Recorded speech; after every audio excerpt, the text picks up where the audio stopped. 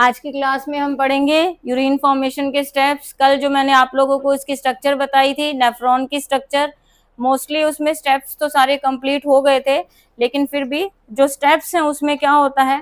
तो देखो, urine formation के स्टेप्स में स्ट्रक्चर जो कल मैंने आप लोगों को बताई थी कि जो आपके डोर्सल अरोटा की जो ब्रांच है, आपके रेनल आर्टरी, ये क्या करती है, किडनी में आती है। किडनी में आने के बाद ये ब्रांच हो जाती है बहुत सारी वेन्स में, ठीक है। और किडनी के अंदर क्या होती है, नेफ्रॉन, जो फिल्ट्रेशन यूनिट है, ये मैंने बताया था। अब देखो, नेफ्रॉन की जो स्ट्रक्चर है, इसमें आपके क्या है, कप लाइक स्ट्रक्चर, जिसको क्या बोलते हैं हम, वॉमन कैप्सूल। इस वॉमन कैप्सूल में क्या होता है, ब्लड कैपिलरीज का नेटवर्क होता है, इसमें बहुत सारी ब्लड कैपिलरीज होती है।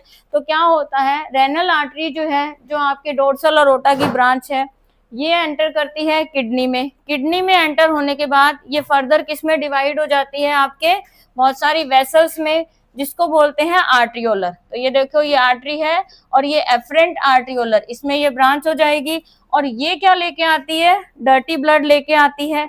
ये डर्टी ब्लड जो है, ये एंटर करता है आपके वॉमन कैप्सूल, और वॉमन कैप्सूल के अंदर क्या होता है, आपके ग्लोमेरुलस, जो फिल्टर करता है, ब्लड को फिल्टर करेगा। उसमें ब्लड कैपिलरीज का पूरा नेटवर्क होता है। तो वॉमन कैप्सूल में जब एंटर करेगी तो ग्लोमेरुलस क्या करेगा, ब्लड और जो यूजफुल सब्सटेंसेज हैं, जैसे ग्लूकोज है, अमीनो एसिड, सॉल्ट, वाटर, इन सबको ये क्या करता है, फिल्टर करेगा, एब्जॉर्ब करेगा, ठीक है। अब यहाँ से फिल्टर होने के बाद फिर वापस ये ब्लड वोमन कैप्सूल में आएंगे। वोमन कैप्सूल से फिर एंटर करता है, जो फिल्ट्रेट होता है वो किस में एंटर करेगा, आपके जो नेफ्रॉन का ट्यूब्यूल पार्ट है। ट्यूब्यूल पार्ट में कौन कौन सा इंक्लूड है, आपके पीसीटी, जो प्रॉक्सिमल कन्वोलेटेड ट्यूब है, लूप्स ऑफ हेनले, और आपके डीसीटी, जो ये तीनों पार्ट ट्यूब्यूल पार्ट के अंदर इंक्लूड होंगे।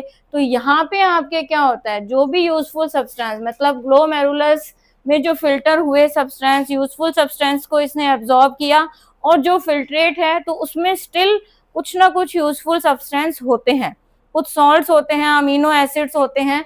तो वो फिल्ट्रेट जब इसमें से पास होंगे तो पीसीटी जो है, इसके अंदर होती है माइक्रोविली। तो ये क्या करती है, उन यूजफुल सब्सटेंस का रीअब्जॉर्प्शन करती है। रीअब्जॉर्प्शन होगा। लूप ऑफ हेनले, यहाँ पे भी मैंने आपको बताया था कि डिसेंडिंग लूप ऑफ हेनले और असेंडिंग लूप ऑफ हेनले, तो ये क्या करेगा, सोडियम क्लोराइड आयन है, इनका रीअब्जॉर्प्शन करता है, वाटर को अलाउ करता है इंटेस्टाइनल फ्लूइड में पास होने के लिए।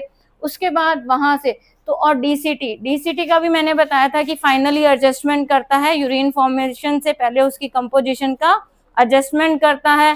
तो उसमें कैल्शियम, मैग्नीशियम सॉल्ट जो है वो रीअब्जॉर्ब होते हैं। पोटेशियम जो है उसका क्या करता है, सिक्रीशन करता है, और पीएच का बैलेंस करता है। तो यहाँ से रीअब्जॉर्ब होने के बाद वेस्ट सब्सटेंस जो है वो जाएगा आपके यहाँ यूरिन कलेक्टिंग डक्ट में। वेस्ट सब्सटेंस जिसको हम यूरिन बोलते हैं, ये आपके कैरिड होता है, जो नेफ्रॉन है उसके थ्रू, वहां से आपके डक्ट ऑफ किडनी, किडनी से फिर जाएगा यूरेटर, यहाँ से किडनी से आपके जाएगा यूरेटर, यूरेटर से यूरिनरी ब्लैडर, ब्लैडर में ये स्टोर होता है कुछ टाइम के लिए, और फिर यूरिथ्रा जो है उसके थ्रू बॉडी से पास कर देते हैं इसको। तो इस तरह से आपके यूरिन फॉर्मेशन का जो पूरा स्टेप्स है ये इस तरह से होंगे, ठीक है।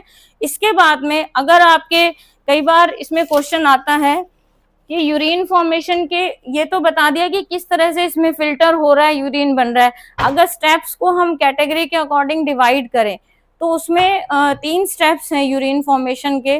तो उसमें फर्स्ट आता है ग्लोमेरुलस फिल्ट्रेशन। जो ये ग्लोमेरुलस वाला पार्ट था, यहाँ पे फिल्टर होता है, तो ग्लोमेरुलस फिल्ट्रेशन। दूसरा आता है ट्यूबुलर पार्ट में ट्यूबुलर रीअब्जॉर्प्शन, या सेलेक्टिव रीअब्जॉर्प्शन बोलते हैं इसको। और थर्ड आता है आपके स्टेप ट्यूबुलर सिक्रीशन। तो जो ग्लोमेरुलस फिल्ट्रेशन है, इसके अंदर आपके क्या होगा, जो भी नाइट्रोजनस वेस्ट है, या ग्लूकोज है, वाटर है, सॉल्ट्स है, तो ब्लड से फिल्टर होंगे। फिल्टर होने के बाद इनिशियल फिल्ट्रेट जो है वो कहाँ एंटर करते हैं, वोमन कैप्सूल, नेफ्रॉन के वोमन कैप्सूल में। फिर वहां से ये कहाँ जाते हैं, जो आपके पीसीटी वाला पार्ट है, यहाँ पे ट्यूबुलर रीअब्जॉर्प्शन इसका होगा। तो स्टिल जो आपके फिल्ट्रेट है उसमें कुछ यूजफुल सब्सटेंस है, तो उनका फिर यहाँ पे क्या होता है, रीअब्जॉर्प्शन हो जाएगा। और फिर थर्ड जो आपकी है ट्यूबुलर सिक्रीशन, तो ट्यूबुलर सिक्रीशन जो है उसमें जो भी आपके अनवांटेड सब्सटेंस है ये पास होते हैं आपके कैपिलरी से डायरेक्टली कहाँ चले जाएंगे, आपके रेनल ट्यूब्यूल में, रेनल ट्यूब्यूल से ये फिर मोस्टली ये वाला पार्ट होता है डीसीटी में। तो 3 स्टेप्स की अगर आपके आ जाती है फॉर्म अकॉर्डिंग, तो उसमें आपको 3 स्टेप लिखने हैं, ग्लोमेरुलस फिल्ट्रेशन, ट्यूबुलर रीअब्जॉर्प्शन या सेलेक्टिव रीअब्जॉर्प्शन बोल सकते हैं, या फिर इस थर्ड जो है इसका ट्यूबुलर सिक्रीशन। ठीक है, तो ट्यूबुलर सिक्रीशन में आपके मोस्टली डीसीटी वाला पार्ट इन्वॉल्व होता है, और ट्यूबुलर रीअब्जॉर्प्शन में आपके होता है पीसीटी वाला पार्ट, है ना, यहाँ पे रीअब्जॉर्प्शन होता है, लूप ऑफ हेनले में भी थोड़ा बहुत रीअब्जॉर्प्शन होगा ही होगा। हो गया, क्लियर हो गया। तो स्टेप्स के अकॉर्डिंग आ जाए तो ये वाला लिखना है। नेक्स्ट जो टॉपिक है हमारा एक्सक्रीशन इन प्लांट, उसमें कोई बहुत ज़्यादा आपके डिटेल नहीं है, सिर्फ उसमें कुछ पॉइंट्स ही हैं जो आपको याद रखने हैं। तो एक्सक्रीशन इन प्लांट है तो उसमें क्या होगा, प्लांट का वेस्ट प्रोडक्ट क्या होता है बताओ, कार्बन डाइऑक्साइड, वाटर वेपर और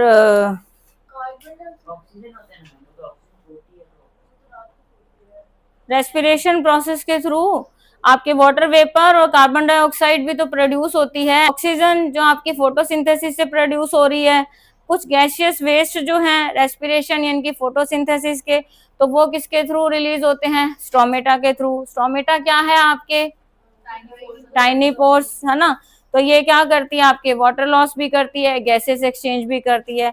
उसके बाद में एक्सेस वाटर रिमूव होता है ट्रांसपिरेशन प्रोसेस के थ्रू। ये एमसीक्यू का क्वेश्चन है, प्लांट में जो एक्सेस वाटर होता है वो कौन से प्रोसेस के थ्रू रिमूव होता है, ट्रांसपिरेशन प्रोसेस के थ्रू। कुछ वेस्ट जो होते हैं वैक्यूल में भी रहते हैं, प्लांट के अंदर जो वैक्यूल होती है उसमें भी स्टोर होके रहते हैं। कुछ प्लांट जो अपना वेस्ट एक्सक्रीट करते हैं, लीफ, फ्रूट, बाक, इनको शेड करके, मतलब ये नीचे गिरा के इनको उसकी फॉर्म में भी करते हैं। कुछ जो आपके प्लांट जैसे एक्वेटिक प्लांट जो है उसके अंदर क्या होता है, मेटाबॉलिक वेस्ट किस फॉर्म में होता है, डायरेक्ट डिफ्यूज करते हैं वाटर के अंदर, सराउंडिंग जो भी होता है उसमें डिफ्यूज कर देते हैं। तो इस तरह से आपका जो पूरा एक्सक्रीटरी सिस्टम वाला टॉपिक कंप्लीट हो गया, और इसके साथ ही जो लाइफ प्रोसेस का चैप्टर है वो भी कंप्लीट हो गया। इसके क्वेश्चन आंसर नेक्स्ट क्लास में डिस्कस करेंगे, है ना, जो भी तुम्हें डाउट हो। Thank you so much.